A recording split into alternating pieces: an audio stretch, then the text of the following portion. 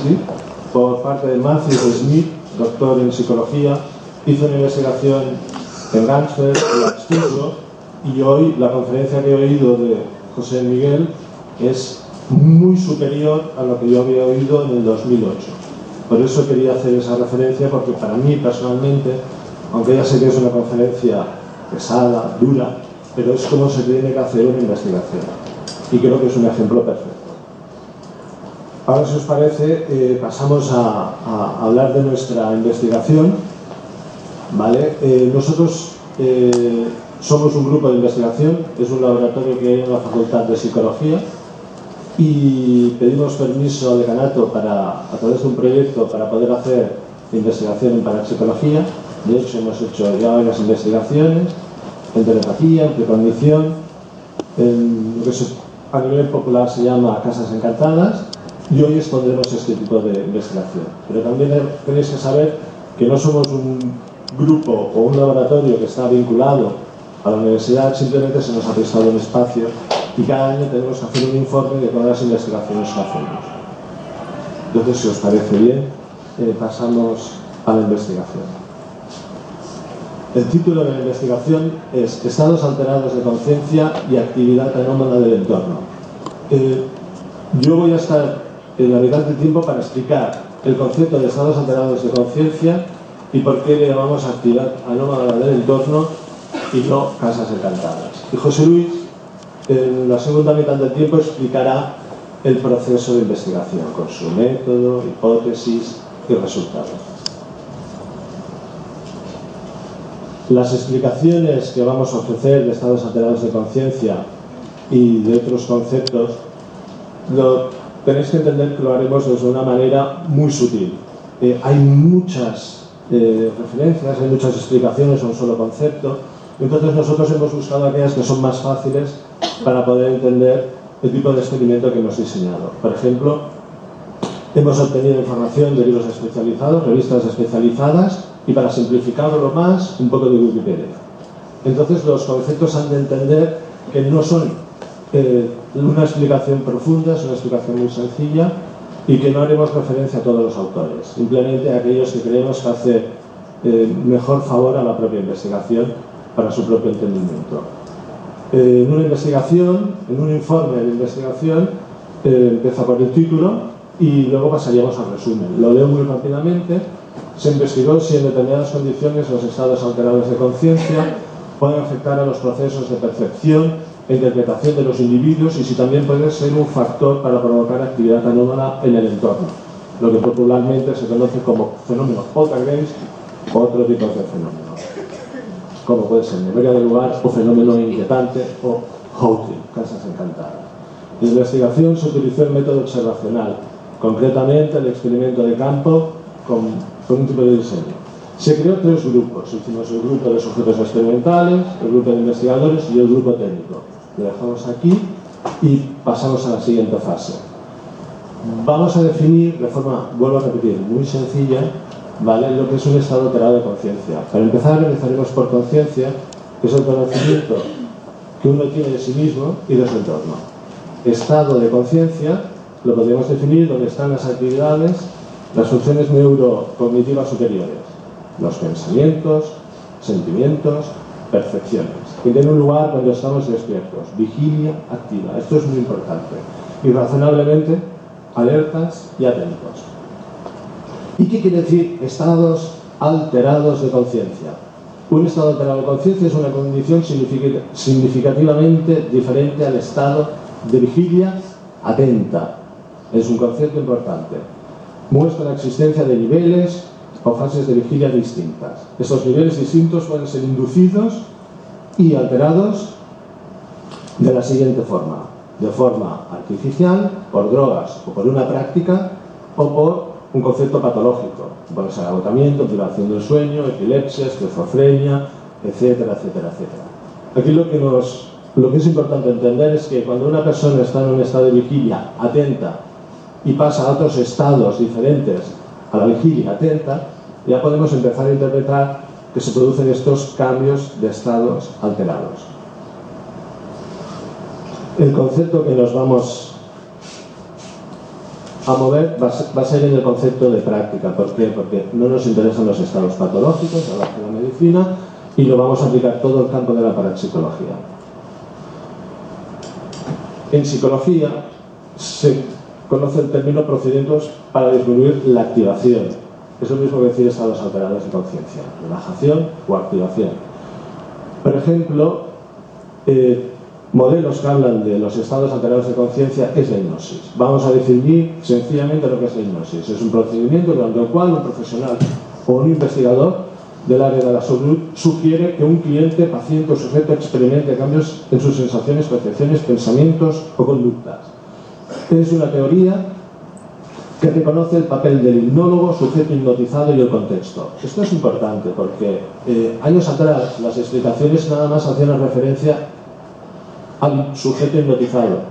Y hoy en día, por ejemplo, un modelo a seguir es Michael Jacob, en su tratado de hipnosis clínica ya nos informa de que es muy importante todo este conjunto: sujeto que hipnotiza, sujeto hipnotizado y contexto. Entonces en hipnosis hay dos corrientes que son conjuntos de teorías. Por ejemplo, una sería dimensión de la especificidad, que considera al estado alterado de conciencia o al modelo hipnótico algo único, diferente a otras conductas humanas. Por eso hablaríamos de estados alterados de conciencia o estados emocionales alterados. Sería una teoría neodisociativa de Hilgard, que nos explicaría muy bien este concepto, y nos dice la existencia de subsistemas cognitivos controlados jerárquicamente por el control central del ego. Dentro de la teoría dimensión especificidad hay las teorías especiales, que todavía hacen más énfasis al concepto de trance. Defienden la idea de un estado especial, pues alterado de conciencia, y el concepto de trance. Charles Starr, sobre los años 70, sobre la década de los 70, introdujo el concepto de estados alterados de conciencia. Y de aquí la parapsicología se nutre de este concepto. La hipnosis es un estado natural y alterado de conciencia. Otro conjunto de teorías se ubican dentro de la dimensión generalidad. Rechazan la noción de trance y estados especiales de conciencia o estados alterados de conciencia y adoptan conceptos de psicología, medicina, fisiología, etc. Perdón, y filosofía. Teoría cognitivo-comportamental es la teoría que digamos que tendría más éxito y la que tiene más peso, que enfatiza las variables contextuales, instrucciones que daría el hipnólogo, en su integración con las personales: imaginación, motivación, expectativas, deducciones, implicación, activación. Y las instruccionales y las contextuales y las personales serían las que crearían estas diferencias en los estados de conciencia.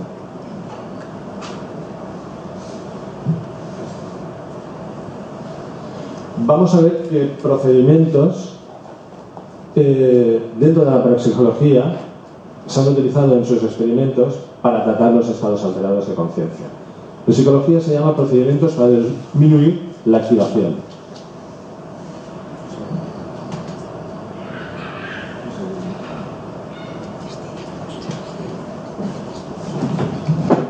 Lo sentimos, es un segundo, ¿eh?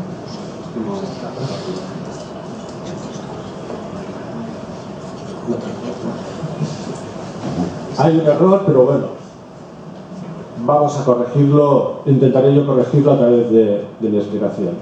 Procedimientos para disminuir la activación: ya hemos visto lo que es la hipnosis, hemos visto que habían dos corrientes, y también se me había olvidado decir que cuando fui a la biblioteca y fui a las dos librerías en Barcelona especializadas en medicina y en psicología, las más importantes, siempre que pedía conceptos de alterado de conciencia, estados emocionales alterados, etcétera, etcétera, no me han encontrado ningún tipo de información. Es un concepto que ya está bastante abandonado, o es un concepto que está muy especificado en un sector y yo no lo he sabido localizar.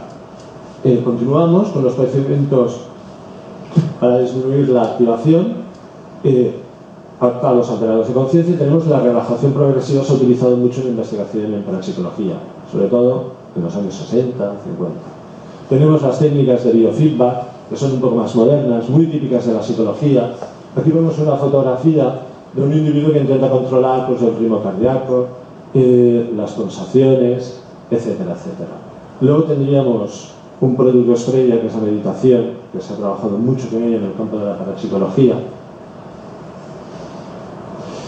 Y bueno, pasaríamos a otro conjunto, que sería la técnica Ganser. Como hemos visto, la técnica Ganser nos la ha explicado muy bien Óscar Iborra y José Miguel Pérez Navarro, y más que nada diremos que el método Ganser utilizado en parapsicología es un procedimiento de inducción a la relajación, diseñado para ayudar al sujeto a dirigir la atención al interior de la mente y facilitar procesos perceptivos e imaginería mental. Es una técnica de semiprivación sensorial y yo con esto creo que ya es suficiente para ilustrarlo. Esto es una fotografía de nuestro laboratorio cuando hacíamos experimentación Ganser.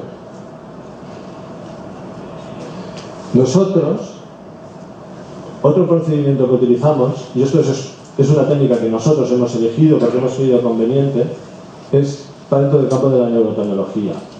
Es un conjunto de herramientas que sirven para analizar e influir sobre el sistema nervioso del ser humano, especialmente sobre el cerebro. Cualquier tecnología que se pueda manipular el cerebro, desde una resonancia magnética funcional a un aparato de MegaREM, que es lo que nosotros tenemos, es un equipo que utiliza los pulsos rítmicos de sonido y destellos de luces para alterar las ondas cerebrales, la frecuencia del usuario. Más que nada, trabaja con impulsos bits de luz, por eso lleva unas gafas especiales y unos auriculares de sonido. Estos impulsos, por un hemisferio cerebral, te da una frecuencia, por el otro hemisferio cerebral te da otra frecuencia diferencial, el cerebro corrige el error y da ondas lentas, ondas de relajación que estarían dentro de lo que se llamarían las ondas delta y sobre todo ondas alfa. ¿Cómo registramos la actividad psicofisiológica? Hemos puesto unos ejemplos. El método científico ha considerado a los estados alterados de conciencia desde una perspectiva fisiológica. El producto estrella es dentro del encefalograma, ¿vale? Que es simplemente poner unos electrodos en la cabeza del individuo, ¿vale? Y con un programa informático ver cuáles son las frecuencias en hercios que discurren por su mente. Luego tendríamos lo que es las medidas de tensión muscular, que sería electromiografía, el movimiento ocular, que sería electrooculografía, dos medidas de actividad del sistema somático. Luego tendríamos actividad cardiovascular, el ritmo cardíaco, presión sanguínea, volumen sanguíneo y conductancia de la piel, nivel de respuesta. Quiero decir que estos son las medidas que nosotros, las medidas más generales que se utilizarían para poder tener dados objetivos de los estados alterados de conciencia. Vamos a explicar el génesis, el origen, por qué a partir de los años 60 los parapsicólogos, la parapsicología en general, utilizó este tipo de modelo, los estados alterados de conciencia, para investigar en el campo de la parapsicología. En la década de los años 60, una nueva generación de parapsicólogos empezaron a prestar atención a fuentes de información muy diversas, de distintos periodos históricos. Se incrementó el interés hacia la vida mental interior en contraposición a una corriente psicológica de gran peso, el conductismo. Cuando el conductismo no tiene peso, ya sugieren que aparecen otras corrientes como el cognitivismo con más peso. Los psicólogos que se dedican a la parapsicología se atreven más a interiorizar el concepto de mente. Muchos informes antropológicos informan que el uso de alucinógenos que producían experiencias psíquicas, aquí son experiencias de tipo psicokinético o de percepción extrasensorial, pues es una gran influencia. Se estudian relatos que van desde el Yoga Sutra de Pantajali, escrito en la India desde hace 3.500 años. En el texto de Pantajali, la más antigua de las obras conocidas sobre meditación y el yoga. Había referencias a los efectos de percepción extrasensorial y psicoquinesis. Los detallados estudios publicados por la Sociedad Británica de Investigación Psíquica en el siglo XIX y siglo XX mostraban una alta proporción en experiencias espontáneas que se produjeron en estado de elevada relajación. también las memorias y los escritos de los médiums y parapsicólogos de los siglos XIX y XX, donde aparece un estribillo, yo creo que esto es muy importante: las mejores condiciones para la experiencia psíquica fueron aquellas en las cuales los médiums estaban relajados y hacían un esfuerzo firme para dejar la mente vacía. Todo hace referencia a los estados alterados de conciencia. Vamos a ver los efectos, lo que se ha estudiado. Por ejemplo, en hipnosis, dentro del campo de la parapsicología. Pondremos un ejemplo que es Milan Rizal, porque más que nada utilizó la hipnosis. El doctor Milan Rizal, profesor de bioquímica de Praga, Checoslovaquia, y representante famoso de la parapsicología científica, empieza la investigación en parapsicología en la década de 1950. En 1967, presionado por su país, se ve obligado a emigrar a Estados Unidos, colabora con Joseph Barheim, todo el mundo lo conoce, el famoso primer laboratorio de parapsicología de 1930, y más adelante ofrece clases de parapsicología en diferentes universidades norteamericanas.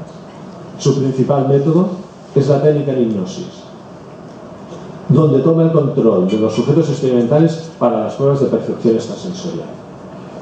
Es famoso por el descubrimiento del Pavel Stepanek, que supongo que muchos conoceréis, que es el famoso psíquico que tuvo un gran... es un psíquico que realizó muchas investigaciones con bastantes investigadores en el campo de la parapsicología, y parece ser que se obtenían resultados muy interesantes, siempre desde la perspectiva parece ser. Otro efecto es la meditación, y aquí me extenderé un poco para poner una serie de ejemplos. Richard Davidson, profesor de psicología y psiquiatría de la Universidad de Wisconsin-Madison, en un estudio reveló que la disciplina de la meditación puede cambiar el funcionamiento del cerebro y permitir alcanzar diferentes niveles de conciencia.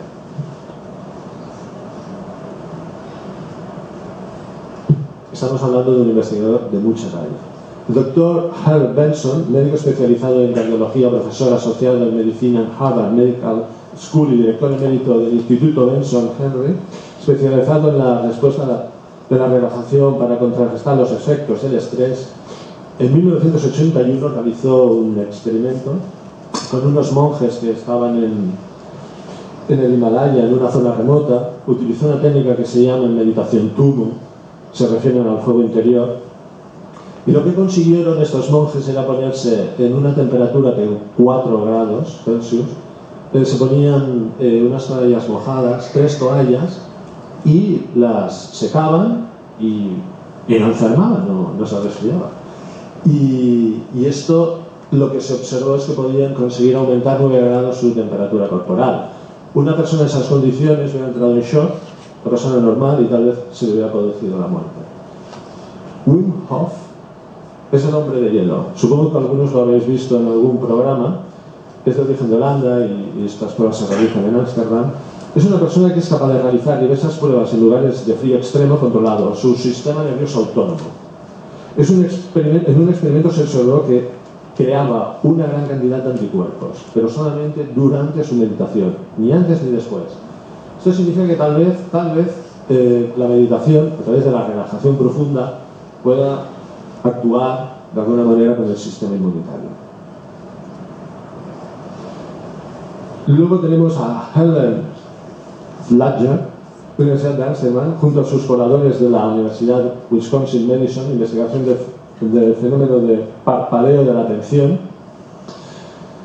Esto significa que los sujetos percibían una sucesión rapidísima de letras y de vez en cuando aparecían unos números. Se entrenó a 17 personas en la técnica de imitación Vipassana, que es muy famosamente conocida porque tiene unos resultados espectaculares por su rapidez para relajarse. Los resultados de estas 17 personas, se observaron que las personas que estaban en relajación, que era un grupo, y el segundo grupo eran unas personas que no habían practicado ningún tipo de meditación. Pensemos que este primer grupo de meditación tuvieron que estar 2 meses en una cabaña enseñándoles esta técnica antes de pasar la prueba. Se observó que las personas que habían realizado la prueba de meditación sí podían distinguir las letras y los números a una alta velocidad. En cambio, las personas que no habían pasado por la meditación no podían leer los números, solamente las letras. El psicólogo Tim Gard demostró en un escrito Beyond que la manipulación relajada de las tensiones, o sea, relajación profunda y emociones, ejerce un impacto positivo sobre el cerebro. Se realizó una prueba con descargas eléctricas en 34 sujetos en el antebrazo. ¿Qué queremos comprobar aquí? Queremos ver que también la meditación afectaba al mundo de las emociones. Las personas que habían meditado, habían aprendido esta técnica, con las descargas eléctricas lo asumían mucho mejor, no se irritaban tanto que los sujetos que no habían experimentado la meditación. Técnica Ansel, que hoy se repite mucho.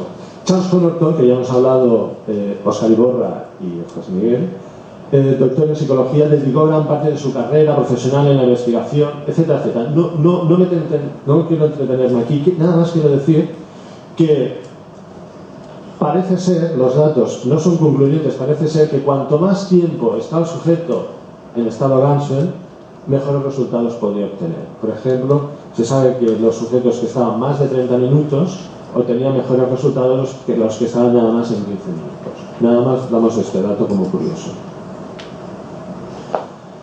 Vamos a ver lo que es actividad anómala del entorno.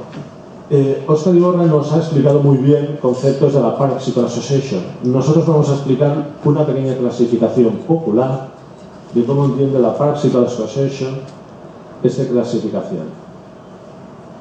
Existe el modelo Houghton, casa encantada, fenómenos recurrentes que se manifiestan en determinados lugares, que incluyen apariciones, sonidos, movimientos de objetos y otros efectos. Memoria del lugar, la aparente habilidad de un edificio o lugar para mantener impresiones grabadas de las personas y los acontecimientos que ocurrieron en el pasado. Lo que todo el mundo conoce, poltergeist, fenómeno a gran escala de PK o macro PK, a menudo se atribuye a los espíritus, pero ahora se cree que es debido a que una persona viva o grupo de personas, aunque se reporta en todos los grupos de edad. El agente es más frecuente en la adolescencia. Esto es más o menos lo que dice la Parapsychal Association. Pues estos tres fenómenos que observamos aquí es lo que nosotros llamamos actividad anómala del entorno. ¿Por qué? ¿Por qué nosotros llamamos actividad anómala del entorno? Porque se aconseja que los investigadores utilicemos términos neutrales como actividad anómala del entorno. Houghton, memoria del lugar y poltergeist son conceptos descriptivos a nivel popular. La actividad anómala del entorno. Hemos tenido hoy la gran suerte de que Juanjo y la profesora Ana Vázquez nos hayan explicado un poco la fenomenología poltergeist y un poco la fenomenología del mundo del fantasma. Por ejemplo, Juanjo nos ha explicado el modelo histórico del fenómeno poltergeist, en este caso de los duendes, a principios del siglo XX, y Ana Vázquez nos ha explicado el modelo mitológico del fantasma.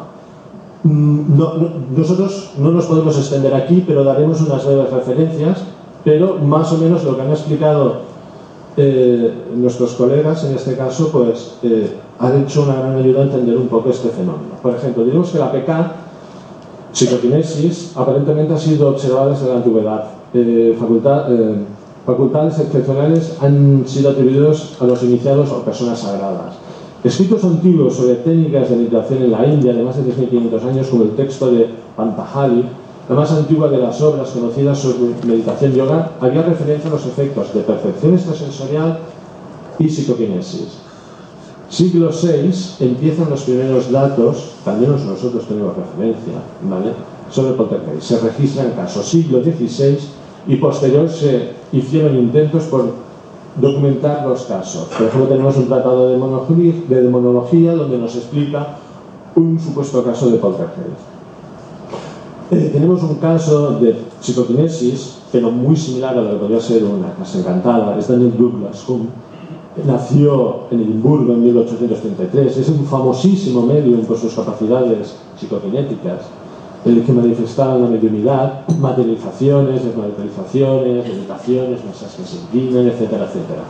Tenemos a Rudy Snyder, de 1908-1957, mostró una supuesta capacidad psicoquinética cuyas materializaciones y movimientos de objetos en las sesiones espiritistas fueron sometidas a intensos estudios.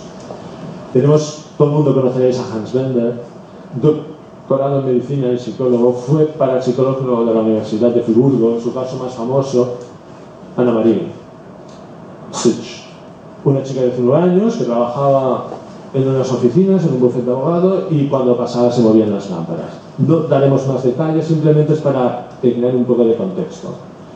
Tenemos a William Rollo, doctor en psicología y parapsicólogo de la Facultad del Departamento de Psicología de West Georgia en Carrollton, en los Estados Unidos. En 1958 acuñó el término psicokinesis espontánea recurrente. Esto nos lo ha hablado muy bien Juanjo en su exposición, y este es un fenómeno que se atribuye siempre a la fenomenología poltergeist, o se intenta asociar a ella. El caso más famoso, 1984, Columbus Poltergeist, en el que notables fotos a color fueron tomados por un fotógrafo veterano del periódico para el diario Columbus, Dispatch periódico. Bueno, hubo polémica, pero ponemos un poco de ejemplo de este tipo. Tenemos a Hans Elzig, que sería uno de los psicólogos más importantes que ha habido en el campo de la psicología. Es un modelo bastante biologista, y comenta en su libro Los misterios de lo paranormal que existe una gran abundancia de pruebas obtenidas dentro de la fenomenología poltergeist por investigadores de todo el globo terráqueo, tantas que parece muy difícil desecharlas todas. Lo digo porque es curioso que un investigador en el campo de la psicología tan importante como él pueda hacer estas atribuciones. Y hablaremos de Edwin Mike. Obtuvo un doctorado en la Universidad de Pittsburgh en 1968, física nuclear experimental. Sus intereses se volvieron hacia la investigación de los fenómenos parapsicológicos. En 1975 se unió con CRI Internacional y participó en la obra patrocinada por el gobierno de los Estados Unidos. En 1985 dirigía el programa, y en 1991 se trasladó para seguir trabajando en parapsicología, patronizado por el gobierno con Science Education International Corporation. Su participación en Stargate. Yo creo que esto ya lo dice todo, lo importante que es este personaje, que fue llevado a cierre el modelo de Stargate en 1995 por el gobierno de los Estados Unidos, y finalmente desclasificado en 1989. Actualmente es director ejecutivo del Laboratorio Fundamental Research. Independientemente si lo que contó es verdad o no, porque estas personas pueden mentir, en la conferencia de la Parapsychology Association en el 2008, en el sur de Inglaterra, él comentó los fenómenos poltergeist que se producían en la guerra del Vietnam. El factor principal de la causa, el estrés. Imaginémonos que van unos soldados, los envían a un puesto determinado, y estos soldados se encuentran que el entorno de la selva se les reproduce como si fuera una casa encantada. El mismo fenomenología. Los cubiertos salen, suenan ruidos, se mueven las matas y el enemigo no está allí. Actividad anómala del entorno. Hablaremos de Robert Beck, investigador en física. Durante unos 10 años hizo investigaciones sobre actividad de ondas cerebrales. Y como no tengo mucho tiempo y mi compañero tendrá ganas de hablar, voy a ir muy deprisa, disculpadme. Lo primero que averigua este señor durante 10 años, estudiando con diferentes sensitivos, lo primero que ve es que en los sanadores, en la medida electroencefalográfica, ondas cerebrales de 7,88 Hz. Es muy importante porque si vemos las ondas cerebrales entre los términos medios de alfa y zeta, alfa sería relajación y zeta en principio de sueño, ¿vale?, es donde se supone que se producen los fenómenos paranormales, según este autor y otros. En definitiva, en el mundo, en el concepto de estados alterados de conciencia, vemos que es importante, y esta información nos la ofrece la psicología y la medicina, 3 conceptos fundamentales para entender estos estados en relación a lo que sería fenómenos anómalos del entorno: sugestión, relajación, estrés. Sugestión, proceso psicológico mediante el cual personas en medios de comunicación, libros y toda clase de entes que manipulen conceptos y sean capaces de emitir información, pueden guiar y dirigir pensamientos, sentimientos o comportamientos de otras personas. Sugestión es una de las principales claves interrelacionadas con los estados alterados de conciencia. Relajación, lo mismo. En la acción y efecto de la relajación, relajarse, aflojar, ablandarse, está asociada a reducir la tensión físico-muscular. Técnicas de relajación que consiguen procesos de hipoactivación. Lo más importante en la relajación son los procesos atencionales, porque los controlamos muy bien, tenemos mejor atención. Las emociones las controlamos mucho mejor, los sujetos están más preparados para situaciones de alta tensión, y el sistema inmunológico parece ser que también podría tener una influencia, y esto pues ayudarnos a estar mucho más sanos. Nosotros entendemos que la relajación está más íntimamente perdón, nos hemos quedado ya está gracias. Nosotros creemos que la relajación está más íntimamente relacionada con la percepción extrasensorial que con la psicoquinesis, por la sencilla razón que si un sujeto pasa una prueba experimental y su atención, su estado es el estado más óptimo para prestar atención y controlar sus emociones, siempre en cualquier prueba, sea de parapsicología o de cualquier disciplina, la superará mejor. En cambio, el estrés es cuando se expone el cuerpo a un daño o una amenaza, se producen cambios fisiológicos que conducen como respuesta al estrés. Todos los estímulos exterantes, psicológicos, hay hiperactivación. Y nosotros vemos que el estrés guarda más relación con la psicoquinesis, con los poltergeists, que con la percepción extrasensorial. Siempre hablamos en términos de proporción, no exactitud. Muy bien, el método científico ha considerado los estados alterados de conciencia desde una perspectiva fisiológica. En este sentido se han configurado modelos explicativos de la alteración de conciencia, basados todos ellos en la dinámica de los neurotransmisores y de las áreas cerebrales que serían sobreestimuladas o infraestimuladas. Para una investigación de casas encantadas o la actividad anómala en el entorno, tenemos que formular una hipótesis o podríamos formular varias. En este caso sabemos que los procesos atencionales, dentro de una dinámica de los neurotransmisores y de una sobreestimulación o una infraestimulación, pues de alguna manera podrían provocar una discusión o una ayuda para la atención. En cambio, la pregunta sería, para producir psicoquinesis en el entorno, para producir cualquier interacción en el entorno, podría ser explicado por una dinámica de los neurotransmisores, por su sobreestimulación, por su infraestimulación. Lo podemos observar a través de un experimento. Para lo tanto, lo primero que tenemos que hacer es formular dos hipótesis. Una hipótesis para procesos atencionales y otra hipótesis para actividad anómala del entorno. Primera hipótesis. Nosotros la formulamos de la siguiente manera. Los sujetos bajo un estado alterado de conciencia tienden a tener afectado su percepción e interpretación de la experiencia ambiental y contextual, y en mayor medida si hay mayor grado de sugestión que respecto a aquellos que han estado bajo un estado olvidado de conciencia. La hipótesis 1, lógicamente, sería todo lo contrario. Hipótesis alternativa 2, en color azul. Los sujetos bajo un estado alterado de conciencia tienen más probabilidad de facilitar o precipitar una actividad anómala en el entorno, sea la que sea. En mayor medida, se están en un grado mayor de sugestión que aquellos sujetos que están en un estado ordinario de conciencia. Hipótesis nula 2 sería todo lo contrario. Y por último, una breve explicación. Óscar Iborra nos ha hablado perfectamente del método científico, cómo se divide en categorías, en diseños.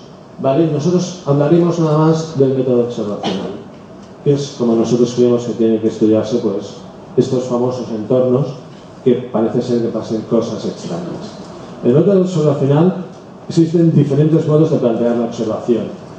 Hoy en día se guía por el participante. Según el participante, que es el investigador, la interacción que tenga con la experimentación, pues será una observación natural, que es el observador es un mero espectador, sin que intervenga de modo alguno en el curso de los acontecimientos observados.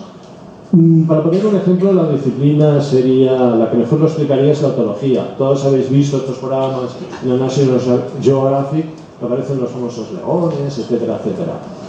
Hoy en día, cuando se generan programas para explicar el funcionamiento de un grupo de investigación, son grupos multidisciplinares. Un experto en física, un experto en ingeniería, un psicólogo, un médico, etcétera, etcétera. Según los programas que podemos observar en el National Geographic, en Odisea, en Bio, en Canal Historia, etcétera, etcétera, los grupos que salen son grupos multidisciplinares y no interactúan para nada. Luego había otro grado que se llama observación estructurada. El observador está tratando de estructurar la situación en áreas de intentar obtener una mayor claridad en los datos. Existen muchas situaciones en los investigadores que muestran un punto intermedio, en el que no hacen observación natural ni tienen el control sobre la situación. Un ejemplo perfecto de este tipo de investigación es la muy criticada, y nosotros aquí queremos ayudarla, transcomunicación instrumental. Tenemos un ejemplo, por ejemplo, de Ryan Broom, con un grupo de estudiantes formaron la Sociedad de Investigación Paranormal en la Universidad de Pensilvania. Es un grupo que sale en los programas de Sci-Fi, por si lo queríais ver o lo queréis ver.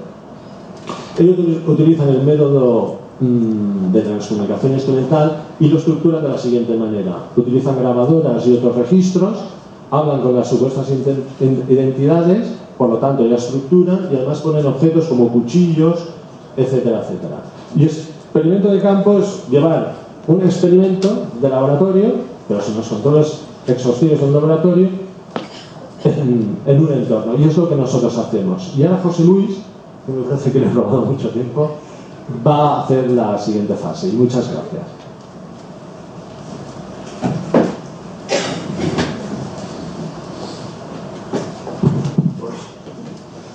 Hola.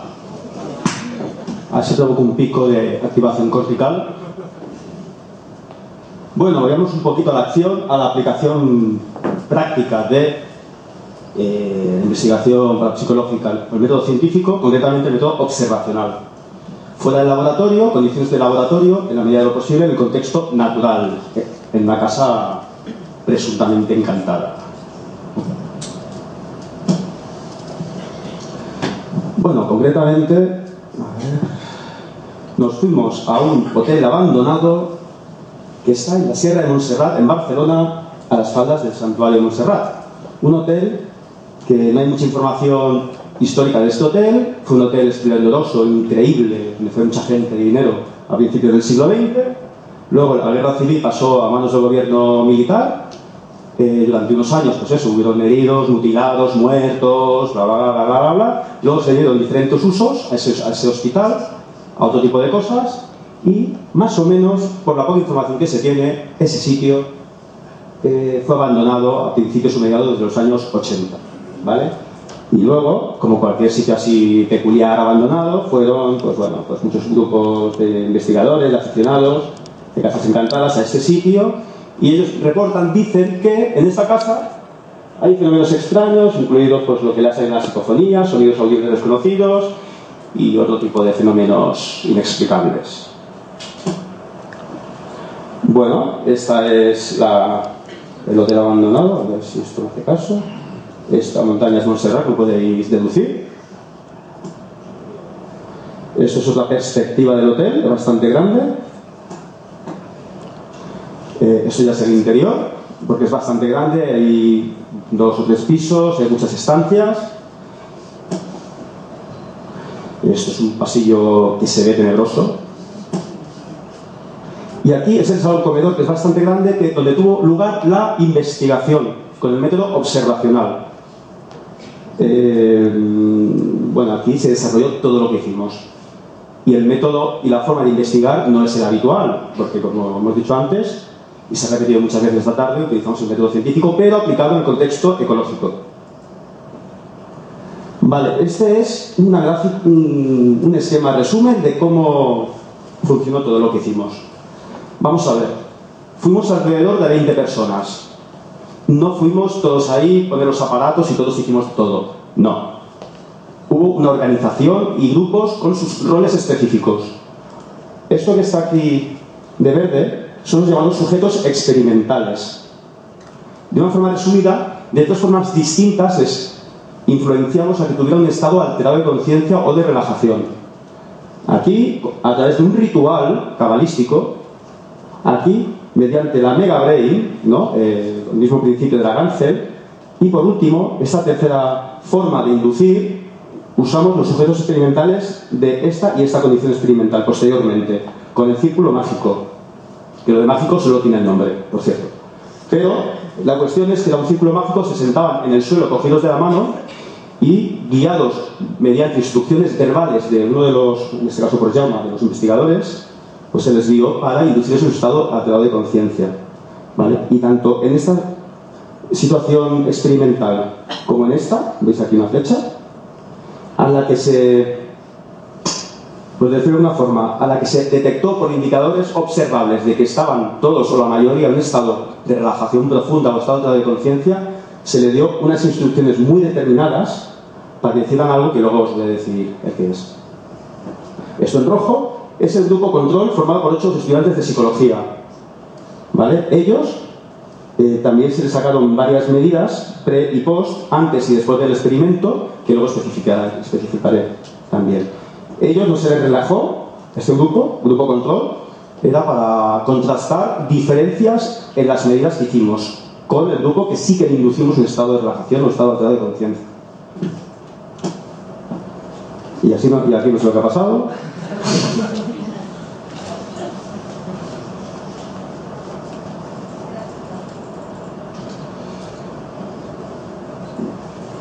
Bueno.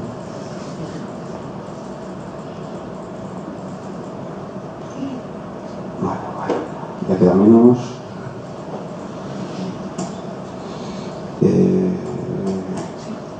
Ahí.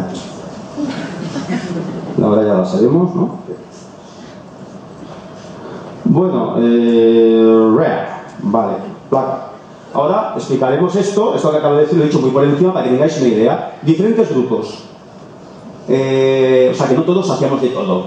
Cada uno tenía su rol, porque además hay que controlar variables y que no haya interferencia entre cada uno de su puesto. Ahora os explicaré con más detalle. Experimento de campo, que es un diseño específico dentro del método observacional que aplicamos en este abandonado hotel. Vale, método. Grupo experimental. Total 7 sujetos. 5 hombres, 2 mujeres, 3 de ellos pertenecientes a una escuela esotérica de Barcelona, que ellos, dentro de la condición experimental, que luego explicaré del ritual, ellos guiaron dentro ese ritual, que ellos saben de qué va, claro. Grupo control, 8 alumnos de psicología, para comparar resultados. Aparatos. Habían 2 técnicos, 2 personas que se dedicaban al tema técnico. Exclusivamente ellos colocaban los aparatos y los controlaban y los utilizaban, y solamente tenían instrucciones exclusivamente de los 2 investigadores, que somos ya mayor. Aparatos, cámaras fotográficas, termómetros láser a distancia, que dan otras tecnológicas y digitales, cámaras de filmar, en fin, todo eso. Procedimiento. Diferentes grupos con sus roles específicos. Grupo experimental y control, ya se ha explicado. Grupo de investigadores, que somos ya mayor. Solamente nosotros damos instrucciones al grupo experimental y control, exclusivamente, no el grupo control. Vale. Definición de variables para operativizarlos. Estado alterado de conciencia. Es cualquier estado de nivel basal de activación, cerebralmente, el nivel de conocimiento del entorno y el propio, que se aleja, se distancia de alguna forma al normal, al estado de vigilia, de atención, ¿no? Una persona que está adormilada, una persona que está hipnotizada, que está relajada, que está en un estado de estrés intenso, por ejemplo, son estados alejados de ese estado normal de conciencia, ¿vale? Entonces, forma de medir esto en los momentos que nos interesaban es, claro, no tenemos la aparatología para medir un electroencefalógrafo. A través de, lo inferíamos ese estado a través de indicadores de estados hipnóticos o estados de sugestión, como puede ser la expresión facial, movimientos involuntarios, rigidez y tono muscular, movimiento, rotación del cuerpo también, o sea, unos indicadores que nos daban la información de que en ese momento los sujetos, todos o una mayoría, estaban relajados. ¿A qué le llamamos percepción o interpretación de la realidad o el entorno? Es la respuesta que los sujetos dan a una serie de preguntas que les hacemos, tanto al grupo experimental como al grupo control, para comparación, tanto antes de empezar el experimento como después al final, les hacemos preguntas en base a qué ellos, qué creen que ven, qué sienten, qué perciben, ¿vale? Porque esta es una de las variables que vamos a trabajar. Esta sería una de las variables más de tipo psicológico, ¿de acuerdo? Y para contrastar, si según las hipótesis que ya ha explicado Jaume, si el estado alterado de conciencia afecta en mayor grado la percepción o la interpretación de los hechos del entorno, en mayor grado que aquellos que no están en un estado de relajación. Actividad anómala del entorno son aquellos extraños eventos ambientales que aparentemente, si es que ocurren, no tenemos una explicación adecuada a ellos, y que además no solamente lo observamos, sino que quedan grabados o registrados en los aparatos, que no son sugestionables. Variables. Si digo variable independiente y variable dependiente, como pone ahí, igual muchos no saben qué es. Pero bueno, yo lo explico de aquella forma. Variable independiente es la variable que manipulamos, que es los sujetos experimentales. La variable que manipulamos es su estado de conciencia. Les inducimos de tres formas distintas a que estén en un estado alterado de conciencia, de relajación profunda e incrementar incluso el nivel de sugestión. Variable dependiente es el efecto, es lo que queremos medir y probar nuestras hipótesis, como Jaume antes ha dicho exactamente. Queremos ver y medir en ambos grupos, tanto el que le inducimos un estado de relajación como aquellos que no le inducimos nada, que es el grupo control. Queremos saber si de alguna forma su percepción o interpretación del ambiente, de la realidad, de lo que les rodea, hay alguna alteración o no respecto al principio del experimento. Y también, por otro lado, registrar y vemos si hay alguna relación bajo un estado alterado de conciencia, hay fenomenología anómala, si hay algo. El tipo de investigación, bueno, es un experimento de campo, no hace falta decirlo. Muy bien, llegamos allí, todo esto empezó, creo que llegamos a las 12 y pico de la noche, más o menos era bastante tarde, a este hotel abandonado. Entonces, bueno, nos organizamos, el equipo técnico hizo su labor, se le dio unas instrucciones al equipo técnico, el grupo control también, que eran los 8 estudiantes de psicología, ¿vale? Que ellos sencillamente no hacíamos nada. Antes de empezar el experimento, observábamos si había alguno, ni que fuera espontáneamente, que se haya relajado en exceso, para saber si para comparar resultados, y en principio no, había cierta sugestión contextual, que es normal. Y bueno, entonces, la condición 1 y 2 tuvo lugar casi simultáneamente. En la condición experimental 1 son 6 sujetos donde hacían un ritual cabalístico Wicca, dirigido internamente dentro del ejercicio en sí por miembros de un centro esotérico que sabían un poco guiarlo, ¿no? Entonces, los investigadores les dimos las instrucciones iniciales de comienzo y luego otras más. Ahora os contaré. Entonces, mediante la condición experimental 1, que habían 6 sujetos, a través de la disposición del ritual y la repetición de determinadas palabras, nombres hebreos y nombres típicas del ritual, se les inducía de forma muy heterogénea, eso sí, a un estado alterado de conciencia, de relajación. Aunque quiere decir que esta inducción queda un poco, tiene mucha variabilidad, porque no todos se llegan a relajar de la misma forma. Entonces aquí, la instrucción que en un momento dado da el investigador, que luego también ocurrirá en el 3, es cuando detecte por los indicios hipnóticos que hemos dicho de que las personas que hay allí que están haciendo los sujetos experimentales de esa prueba están empezando a tener o a inferir un estado de relajación bastante importante y de alta sugestión, es cuando se da una instrucción a todo ese grupo experimental de que concentren mentalmente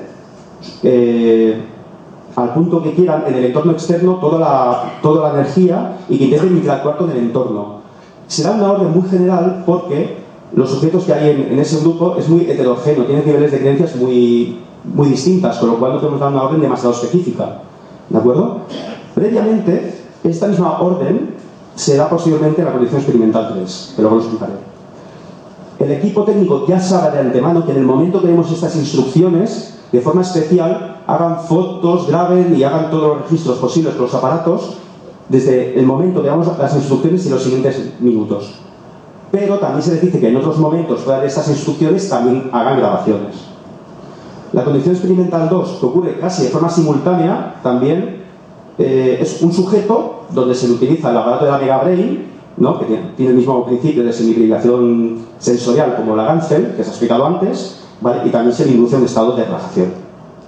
Posteriormente, cuando terminan los dos experimentos, las primeras dos condiciones experimentales, entonces los sujetos de las dos primeras condiciones se juntan, pasamos a la siguiente fase y hacen el círculo mágico, que se sientan en el suelo, se cogen de las manos y uno de los investigadores guía, hace una especie de hipnosis clínica colectiva para inducir un estado de relajación a través de instrucciones verbales.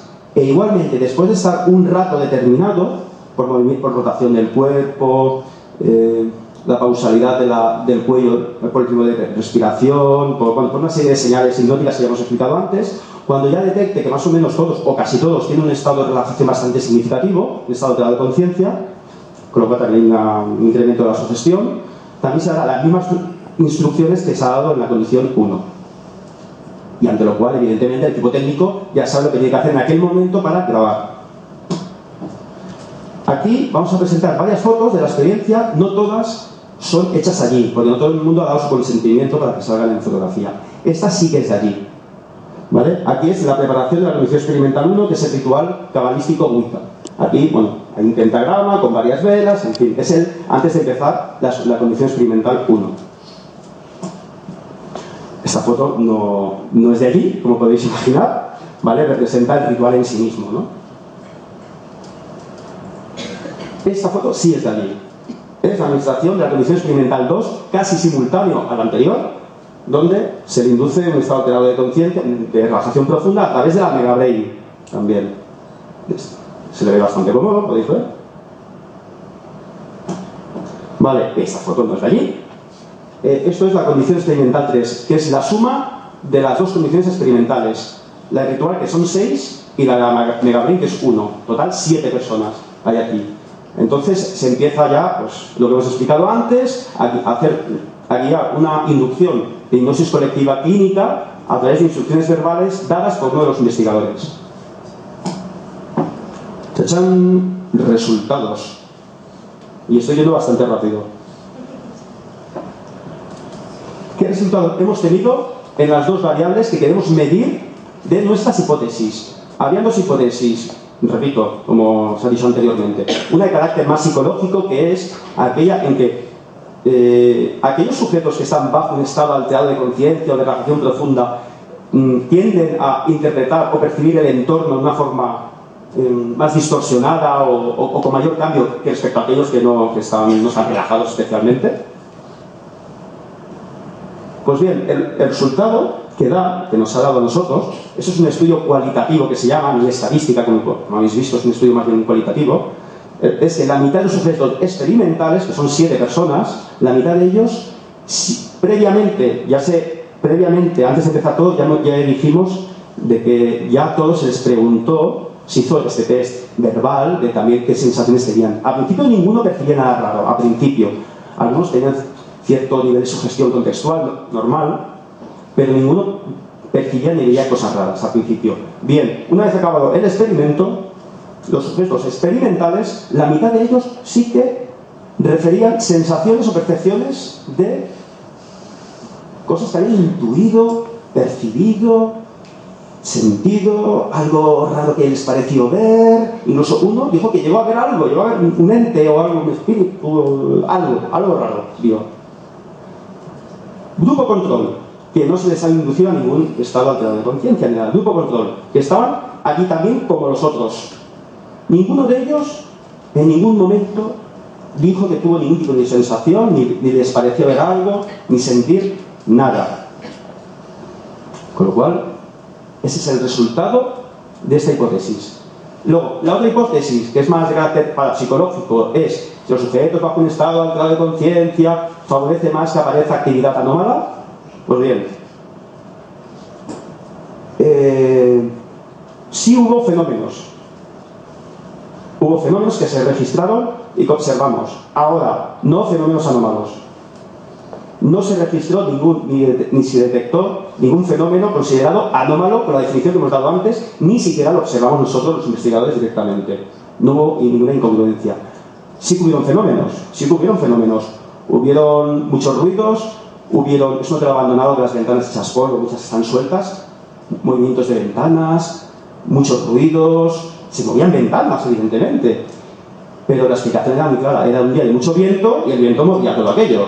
Con lo cual, lo oímos, lo escuchamos y los equipos grabaron esos movimientos y esos ruidos.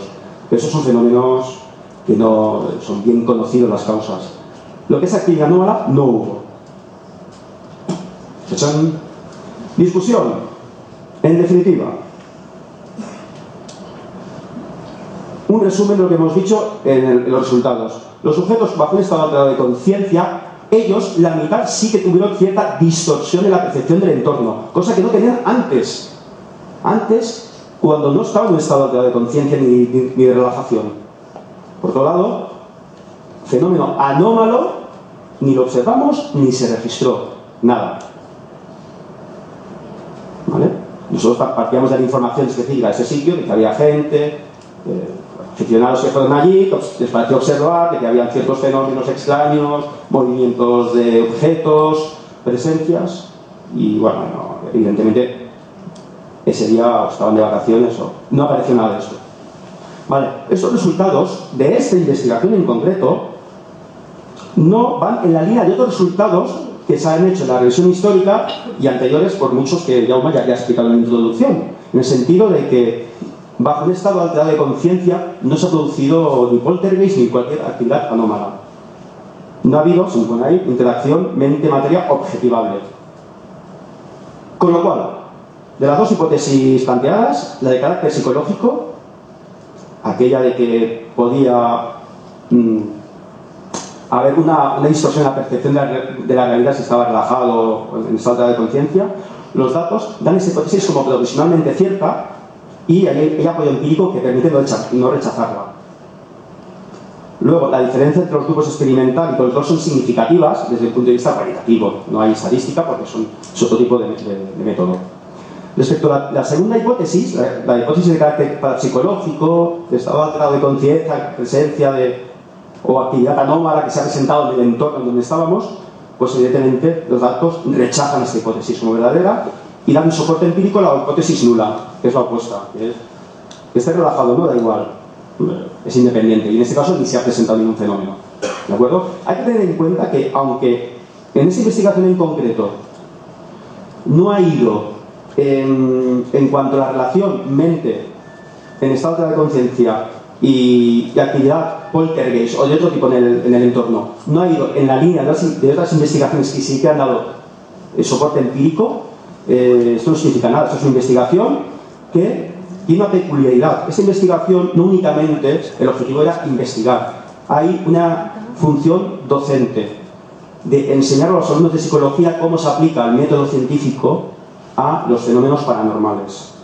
Y en este caso pues fue aplicado en una casa encantada. También hemos hecho investigación a nivel laboratorio, pero en este caso es una casa encantada. Y hay que decir que los alumnos de psicología que han participado tanto en las sesiones en la facultad como concretamente en este experimento de campo son de creencias súper variables, de todo, desde el más escéptico hasta que cree, hasta, no sé, Mickey Mouse, yo qué sé.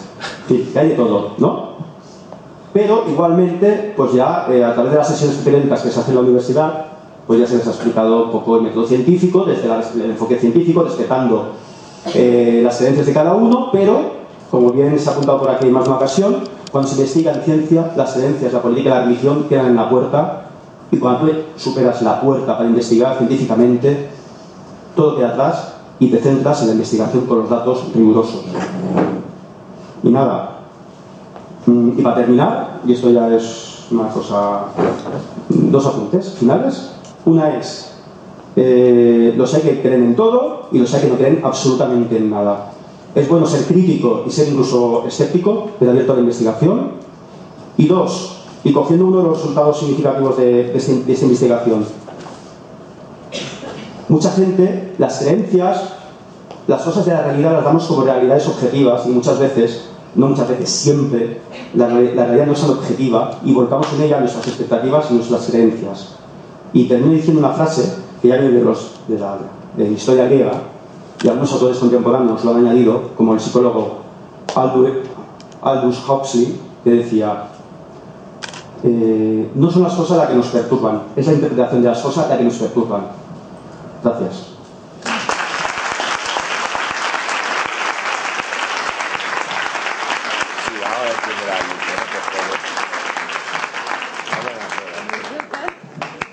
Bueno, pues los prometidos deuda, ¿no? Aquí tenéis una aplicación bastante práctica precisamente de lo que es un modelo teórico, ¿no? Antes de dar paso a un muy escueto turno de preguntas, porque nos hemos ido un poco de tiempo, cosa que nunca pasa en jornadas de este tipo, tenemos la exclusiva.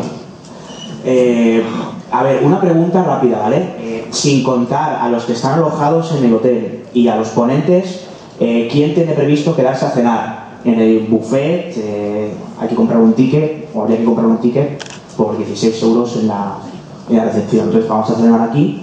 Entonces la pregunta es, ¿quién tiene intención de quedarse a cenar? Que levante la mano, por favor.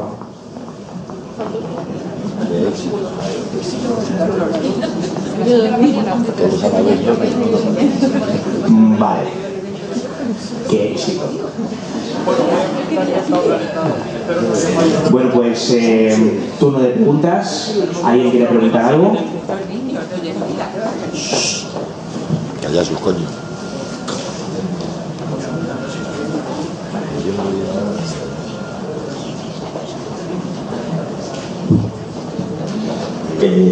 Buenas tardes, bueno, casi ya buenas noches. Lo primero, agradeceros la ponencia, porque sin duda alguna es una manera muy diferente de plantear lo que es un estudio de un fenómeno poltergeist o de un fenómeno de casa encantada, sobre todo por el hecho de que no habitualmente se lleva un grupo más o menos de creyentes que realicen un ritual o algo por el estilo, y que en contraposición tengamos un grupo de personas que, no estando en esas creencias, se los utilice un poco como elemento de patrón. Me parece una gran idea, pero creo que al haber habido unos resultados o unos relativos resultados por parte de los creyentes, digo creyentes en el sentido de diferenciación, no de valoración de ningún otro tipo, tuvieron unos resultados supuestamente algunos positivos, sobre todo de tipo cualitativo. ¿No crees que hubiera sido interesante completar ese estudio con un fenómeno tan concreto como llevar a los mismos individuos a un sitio en el que se les contara que supuestamente había una serie de fenómenos paranormales y demás y tal, semejantes a los que pueda haber en este hotel, pero que realmente fuera mentira? Es decir, el llevarlos, por ejemplo, a la casa de un amigo en el que se supone, o un chalet en medio de la sierra, que se les diga en un momento determinado que allí existe todo tipo de fenómenos paranormales, y ver qué respuesta tendrían estas mismas personas, más que nada para diferenciar si existe una realidad del fenómeno dentro de lo que es el hotel o es única y exclusivamente un problema de sugestión.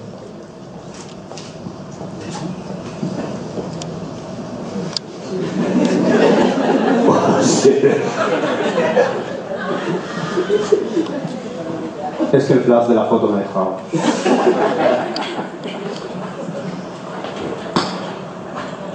A ver si no te entiendo más. Vale. Tú dices hacer lo mismo, solo que llevarles a un sitio que no ha pasado nada y decirles que ha pasado algo. Qué rápido. Vale. ¿Te respondo con otra pregunta o no? ¿Te respondo con otra pregunta? ¿Quieres que hubiera cambiado los resultados? El micrófono. Producción.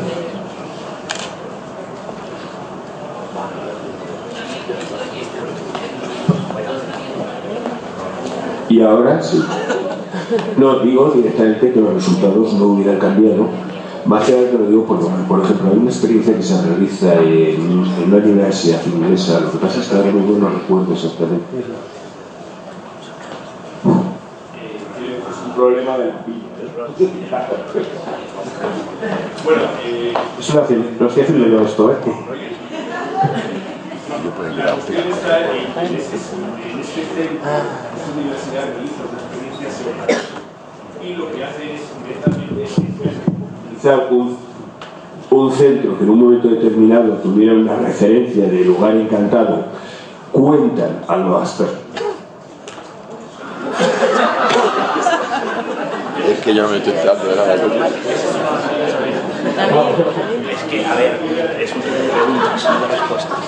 cuentas directamente cómo en un momento determinado ha habido toda una serie de supuestos fenómenos en uno de los túneles del metro y llevan a una serie de personas que son realmente estudiantes de la misma universidad como supuestas testigos de esos fenómenos, a ver si sienten o no sienten. El juego consiste en que llevan una persona cada vez, los llevan con los ojos tapados y demás, porque se supone que no puede saber en qué sitio exacto del metro está, para que no haya información que salga que desprestigie de alguna manera lo que es no sé si fiamos, que desprestigie directamente lo que es el metro.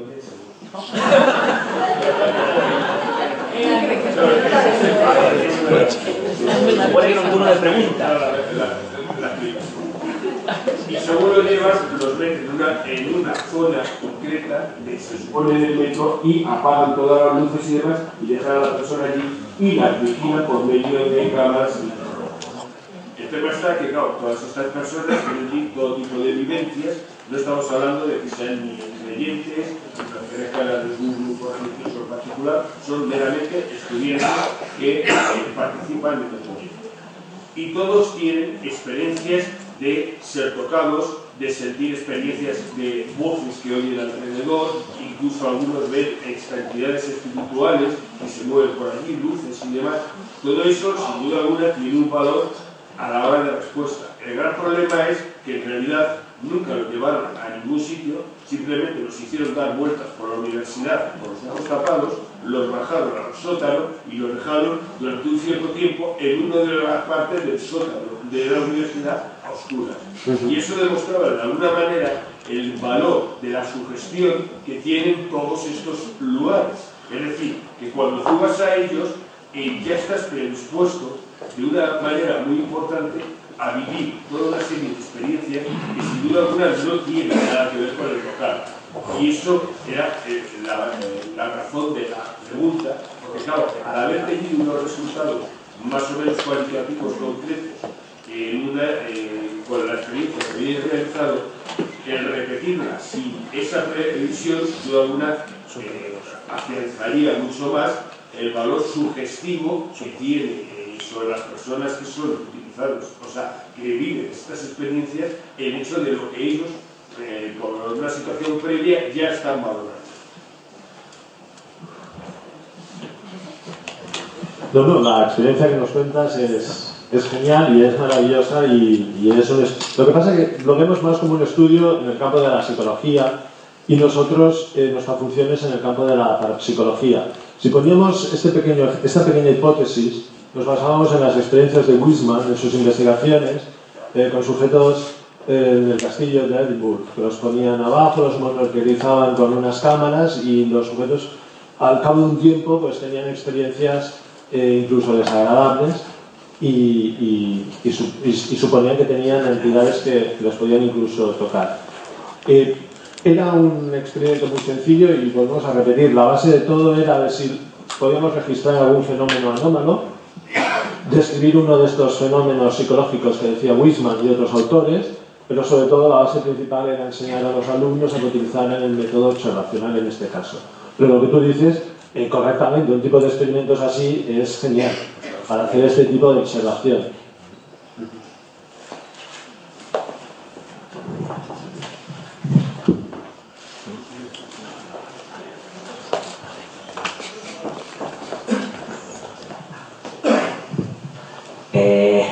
Voy a hacer una pregunta temeraria, ¿vale?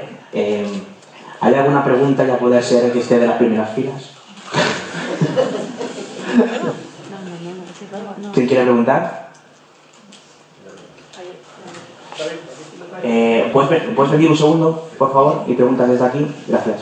Es que tenemos solamente de momento un micrófono, ¿vale?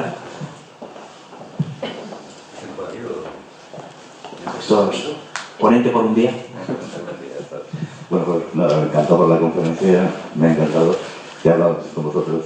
Yo quería preguntar, cuando vas a un sitio de estos, no hace falta que estén encantados, nada, no se pasa, son personas conscientes. Cuando ven esa fenomenología que esté con ellos, ese lugar tiene que estar impregnado, ¿no? O la persona despierta, un sexto sentido, y provoca esos fenómenos. No sé si me explico, creo que sí. Es que estamos hablando, hemos comentado de la experiencia que has tenido ahí en el hotel, ¿no? Y yo te pregunto, cuando vas a un sitio, las personas que no tienen nada que ver con el tema y ven, pues una fenomenología del paranormal, yo creo que a lo mejor posiblemente lo que mi pregunta es, tiene que estar impregnado y esa persona es la que desarrolla a lo mejor un sexto sentido, inconscientemente. Soy consciente el que despierta ese tipo de fenomenología en un lugar que esté impregnado.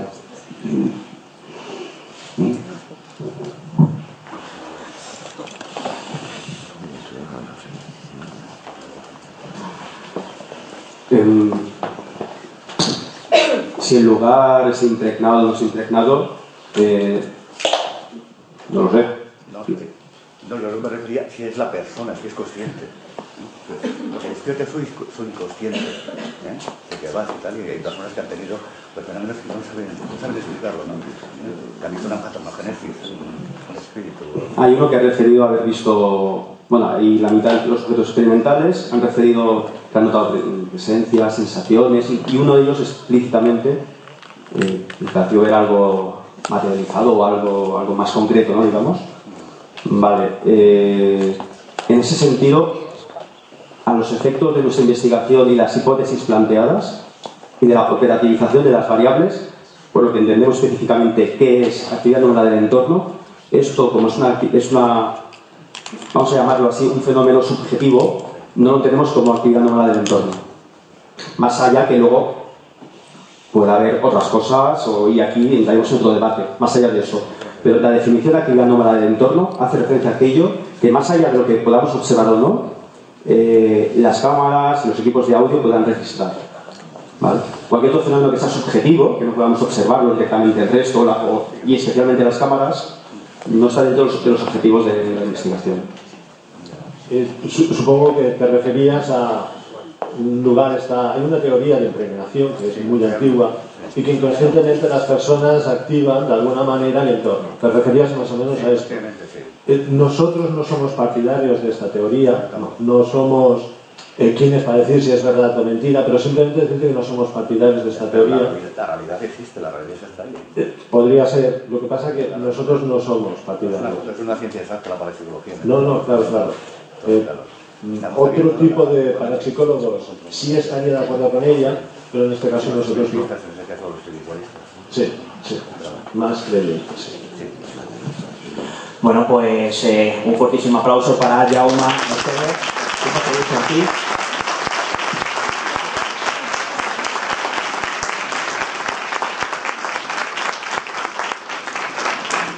Bueno, espero que hayáis aprendido algo de todo esto, ¿no? Yo, desde luego, mira que conocí un poquito el tema y no he parado de aprender durante todo el día. Por la mañana quizá más en la parte histórica y por la tarde más centrada en lo que es la investigación, ¿no? Bueno, pues esto ha sido todo hoy sábado. Mañana domingo volvemos.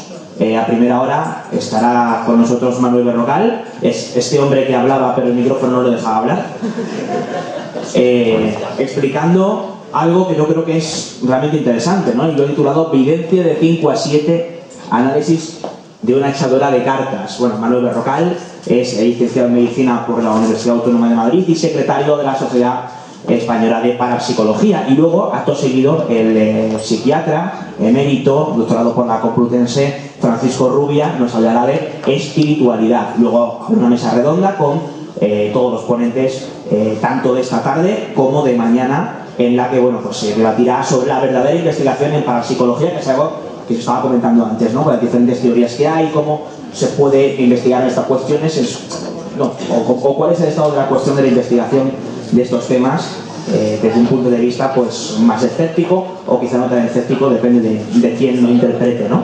Así que pues mañana nos vemos aquí. Quien quiera venir con más alimentos, nosotros no le vamos a poner ningún tipo de pega, ¿de acuerdo? Aprovecho para agradeceros a todos que hayáis llenado todas las mesas, ¿no?, de alimentados no perecederos, de comida no perecedera, para que la ONG Mensajeros de la Paz pues haga una buena obra repartiéndola entre los más necesitados. Y bueno, pues espero que hayáis disfrutado de este evento organizado por Dimensión Límite en colaboración de Radio Guadalajara y patrocinado por Quiero Internet. Y bueno, eso ha sido todo, y os recuerdo que tenéis ahí algunos libros con un bloque específico sobre parapsicología, bueno, pues en el que vais a encontrar información precisamente de lo que se ha hablado aquí esta tarde. Muchas gracias y hasta mañana.